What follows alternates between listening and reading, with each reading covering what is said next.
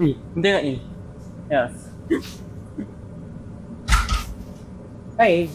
Ya, gua nak beli nasi. Ambil seorang satu. Ya aku. Lebih orang. Ini orang satu. Tahu tak tu? Yang ini ada lagi.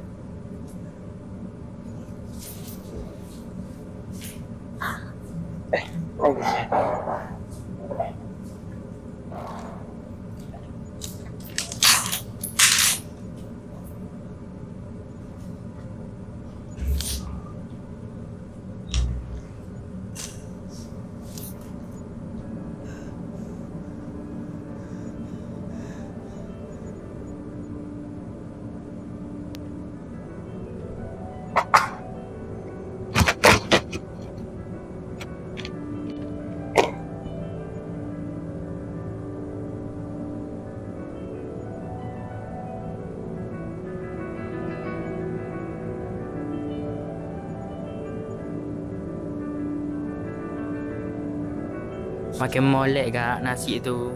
Saya pun tak makan. Baik kambing makan juga saya. Tu lah tak sihat. Kuring. Nampak tak makan sayur lah tu.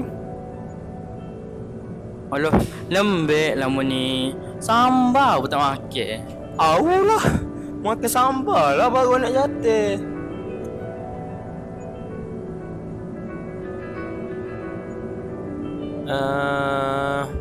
Beras gapo ni? Beras siye ko. Sebab aku sekala makan mas mati je. Mu milih-milih sangat ni bapa. Mu ingat mu raja kau nak milih-milih ni. Mu jorang beli lah. Dia kata syukur kak. Mu ni main-main. Makan molek aku beli lah payah. Mahal. Makan molek dia rezeki makan lah. Oh, gitu. Cabar aku dia. Kau cabar aku sebab tak makan benda hak aku alergi. Macam aku? Ha? Kau cabar aku. Kau ingat aku ni ke apa? Kau ingat aku ni mainan mu kan? Kau ingat harga lapar mu tu mahal sangat. Aku makan lah. Aku